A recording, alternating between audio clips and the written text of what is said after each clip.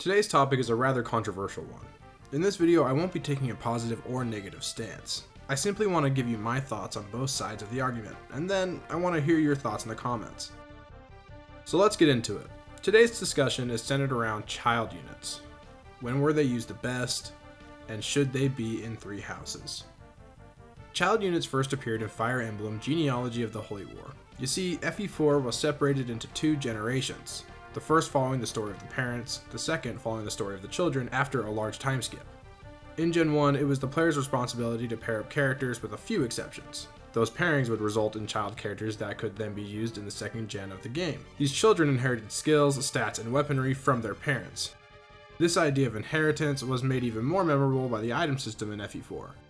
In most Fire Emblem games, once a weapon is broken, it is gone forever. FE4 allows the player to fix their weapons for a price, but it also limits the amount of weaponry in the game. Planning out inventories for the second generation along with potent skill combos made for some unique situations. The different pairing options the player could make were reason enough to play FE4 time and time again. Playthroughs would be majorly different depending on what pairings you chose in the first generation. After Genealogy, we would not see the implementation of child units until Awakening nearly 2 decades later. Fire Emblem Awakening handled child units in a much less organic nature, however, it still made sense to the story. Rather than having a large time skip like FE4 did, Awakening involves time travel shenanigans. Young people from the future return to the past to prevent some evil stuff from happening, and they join the player's army to do that. While this may be less believable than FE4's way of handling child units, this is still a perfectly fine explanation. I mean, this is a video game based on fantasy and magic. In universe, it's fine. Gameplay-wise, the children characters in Awakening come about in a similar manner to the kids in FE4. The player is still tasked with pairing the parents. The children will inherit one skill from each parent, their reclass options are also altered by the pairing, and finally, the children have their stat caps slightly altered based on pairings. This all combined to make children characters some of the strongest units in the game. After the success of Awakening, Fates graced us with its presence. It's no secret that this game has the most infamous handling of the child system. This infamy mostly comes from a story standpoint. Children were not introduced into the game via a time skip or time travel, rather, after birth they were placed in a different dimension where time moves more quickly. So, apparently these small children grow into battle-ready young adults in a very short time frame. This explanation left a sour taste for many fans. Looking beyond the story, the children characters function the same as kids in Awakening. Skills, stats, and reclass options are still affected by parentage. Now, let's move into 3 houses. The first thing many people will point out is that the game takes place in a school where the main character is an instructor. It is obviously immoral for a teacher to romance a student, and one could think that students are too young to have children.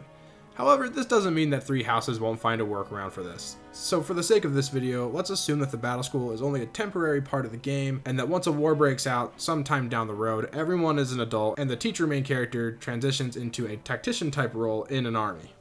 Based on the previous games, there would either need to be some time traveling characters or a time skip to justify a child unit's existence. There are pros and cons to both sides. Let's go through some of them, and then I'm going to leave it up to you to leave your thoughts in the comments. A time skip's biggest pro is that it doesn't need any magic time mumbo jumbo to work. It simply needs to tell a new story with new characters that connects with the first generation. The biggest con, however, is the fact that parent characters from the first generation probably won't participate in the second generation. This was a major issue in FE4. Fire Emblem is a game that is all about getting the player invested in characters, but no matter how well you train Lex, Ira, or Arden, you will not be able to use them after the halfway point of FE4. Now, let's move on to time travel's biggest pro. Time travel's biggest pro is that it allows the player to keep all of the parent characters in their army while also allowing new child units to join. The biggest con on this side of things is the risk of shattering the player's suspension of disbelief. When a story isn't believable, it oftentimes is less enjoyable. Now, 3 houses could be totally fine without any child units. Could it lose some replayability? Yes, but it would seem that 3 houses is going to have plenty of that with how units are looking to be 100% customizable. It is pretty easy to look at 3 houses and say children are totally unnecessary. So, what do you think? Which previous game in the series handled child units the best? And should 3 houses have child units? If so, how should they be implemented? Leave your thoughts in the comments, and I will make a video later this week centered around your thoughts and ideas. And as always, make sure to like and subscribe for more Fire Emblem discussion.